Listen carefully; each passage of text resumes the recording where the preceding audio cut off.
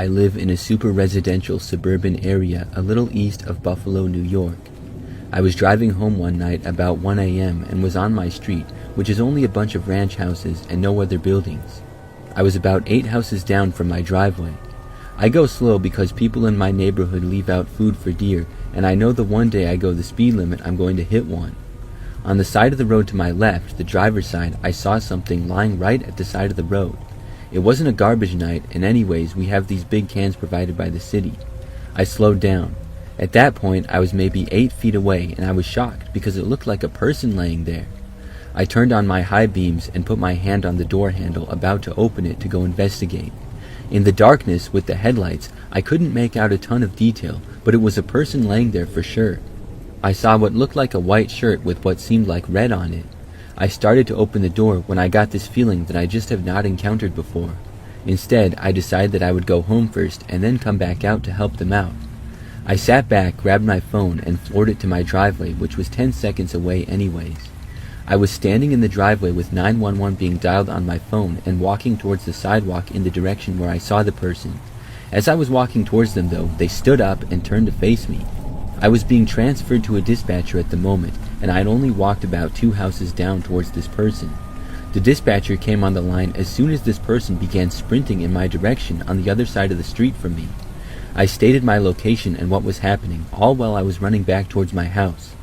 I didn't like the idea of not seeing what this person was doing though, so I turned to watching them while also trying to run and kind of skip backwards away from them. From my driveway, I saw this person stop running. They had run maybe 3 houses towards me, staggered around in circles, and stumbled across the street, but they didn't stop on the sidewalk. Then they just walked into a random yard. From there, it was hard to see exactly which yard they had gone into. I explained this all to the dispatcher and that I didn't know which house, and I didn't know if they were going home, breaking in, cutting through a yard, or what. Dispatch told me somebody was being sent immediately. When an officer came slowly down the street with his high beams on, I signaled for them and they pulled up, thinking I was the person reported. I explained that I was the one who witnessed the situation and explained where I saw the person go. He seemed to treat it as a prank at first until I told him the direction I saw the person go. That seemed to change his attitude, and then he sped off. I live a few blocks from a large apartment complex that deals in some shenanigans at times, and he went off in that direction. I never figured out what happened, but it scared me more than any other situation I've been in.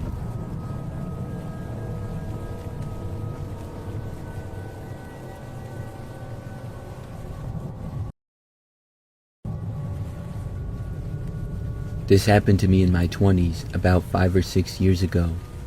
I went out for dinner with a friend and had left my car at her condo since we carpooled. When we returned to the condo, we parted ways, so she went to her unit and I walked to my car parked outside. It was around 11 p.m. and there were lots of lights around, but I still took precaution considering that it wasn't the best part of town. No one else was outside, no cars leaving or coming in. I got in my car and proceeded to drive on my way home as normal. I pulled up to a red light and a white SUV pulled up beside me. I absent-mindedly looked around and then looked to my right and made eye contact with the driver. I'm not sure how long he was staring for, but it was creepy. I suddenly got a cold sweat feeling. I proceeded to drive down the long street and his car was always beside mine. I noticed that he was matching my speed and trying to look over at me. I ignored it. This went on for 15 minutes down the same street. My house was another 15 minutes away. There were other cars, but they mostly turned onto smaller streets. This was typically a busy street, but not at this time. I was nervous the whole time, so I texted my friend and my boyfriend letting them know what was happening, but I was fine for now. At one point, the street became 1 lane because of the cars parked on the right side overnight, so the SUV ended up behind me the whole way. I finally made a turn to another main street where there was more traffic. Somehow he kept up and was pretty much tailing me. I called my boyfriend, freaking out and almost crying at this point. He told me to stay calm and to try to turn onto another major street, not a small one in case anything happened. We hit an area with construction workers working on the road, so 2 lanes were closing.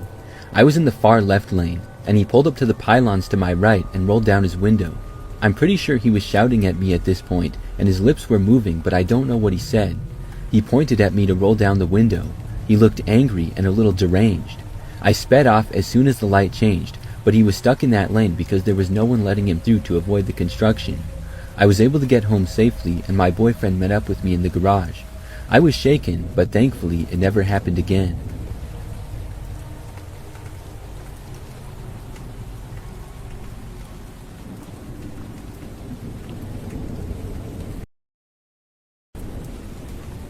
I'm a respiratory therapist that works at a local hospital.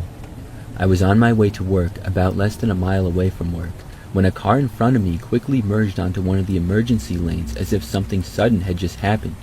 Then he just sat there. No hazards going off, nothing to indicate he planned on moving. I still had 20 minutes before I had to be at work, and assuming this individual may be in distress or have car problems, I decided to be a good Samaritan.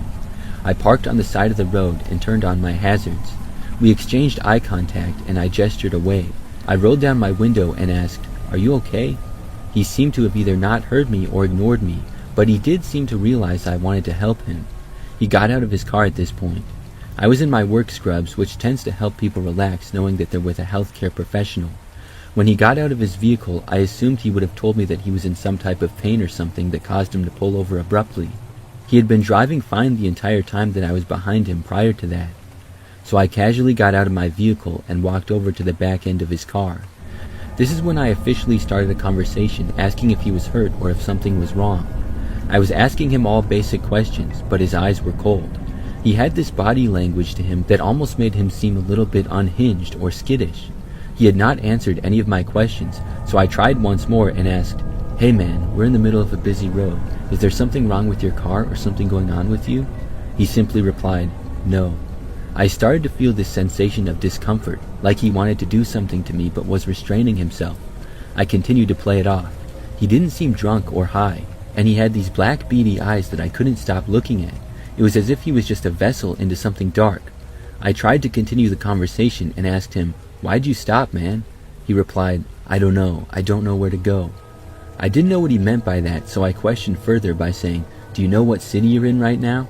I told him if he was lost, I could tell him where the nearest highway was. His reply was a little chilling. He said, "Anywhere but here." I was now confused. He didn't know where he was, but felt this urge to get out of the area as quick as possible. So I asked, "Well, what direction are you wanting to go? 75N will take you to Dayton, and 75S you'll head to Cincinnati." He asked me, "What would you do in my position?" Now, I had no idea what he meant by this. I simply said, "I don't know what kind of position you're in, man. Can you drive? The hospital I work in is within view, and we don't have to go in." He agreed to follow me, but once I turned on my blinker to turn into the hospital, he completely stopped following me. He pulled a U-turn and sped off. This wasn't the scariest experience in the world, but I just can't forget how foreign and strange this behavior was.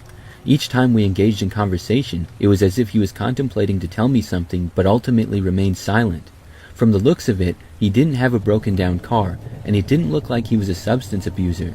He just seemed incredibly nervous, and his fast motion gestures and twitches of all his body language has left me puzzled. It still gives me shudders when I think about how he moved and talked, also not explaining a single reason as to why he just decided to park on the side of the road. A simple, "Oh, I'm just lost," would have even been enough for me to feel better about the entire situation. He just seemed incredibly paranoid and hesitant. On top of that, the entire conversation led nowhere to his situation or why he was acting so strange.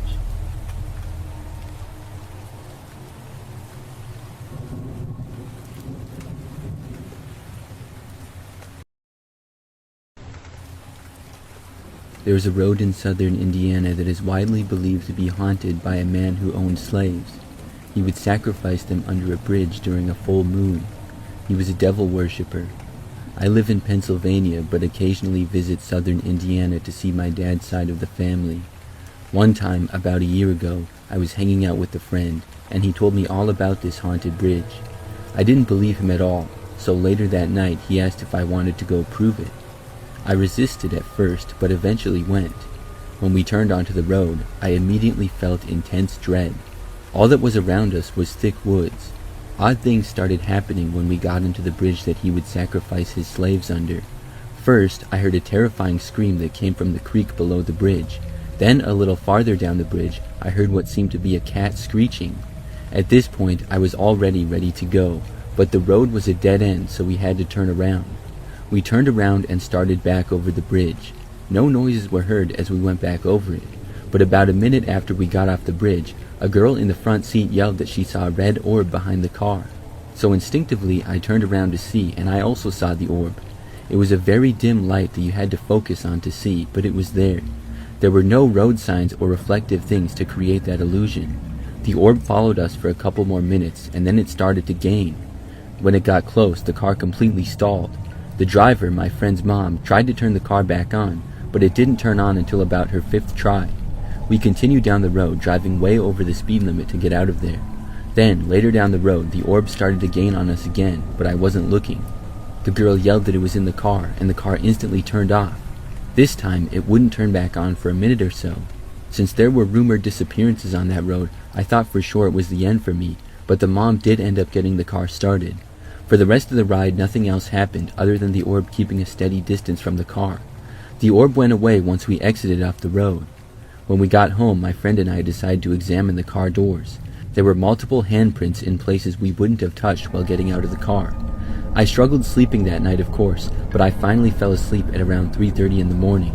At 4, I was ripped out of my sleep. The TV had been turned way up and just presented static and the very loud noise that accompanies static. Nobody else was awake, so it could have been a prank. Everybody was freaked out. That could be a coincidence, but if so, it was a very timely coincidence. Since then, I haven't had any other experiences that could be tied to that road.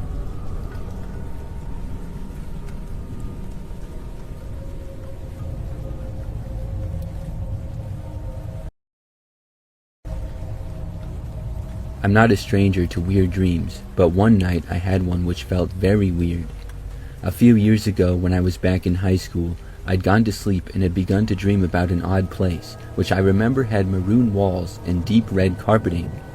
I started seeing some of my older relatives walking about me, such as my grandfather brushing dust off my clothes. Everyone around me had a very somber demeanor about them, and I had no idea as to why. At some point, some people I didn't recognize began moving about me as well, and I finally asked what was happening. One of the men that I did not recognize essentially told me that I was dying and I was being prepared for the afterlife. As anyone would, I absolutely did not want to go to the afterlife yet. Eventually, they conceded and told me that I would be allowed one more day to live and say goodbye to those I cared about. And then I woke up. I never tend to take dreams seriously, as they're often bizarre enough, but I woke up with the most immense sense of dread. But what could I do? I was upset for the better part of the day, telling some of my friends at school about the dream that I had. Considering how I was acting that day, I was surprised by how little they seemed to care. Later in the day, I had brushed it off as an unsettling dream and nothing more. In the evening, myself and 2 other students from the school were practicing for our driver's license exam. We shared one car and were taking turns driving it across the county with the instructor sitting in the passenger seat. Since this was after school and everybody needed enough time to practice their driving, this thing ran until after sundown. Once everybody had gotten their turns in, the instructor asked if anybody would like to volunteer to drive back to the school in the dark, which my confident self agreed to do. As we were driving back to the school, we were going along the road with many curves, with steep hills on the side of the road, which meant that it was hard to see super far in front of you. With the 2 other students asleep in the back seat, I was thinking how good I had been doing at driving. Then, bright headlights came around one of the curves. My instructor immediately reached over to pull the steering wheel to avoid colliding head-on with the Jeep. If my instructor hadn't been paying attention, I almost certainly would have hit that car, and it would have hit my side of the car the hardest. I firmly believe that I was meant to die that day, but I didn't.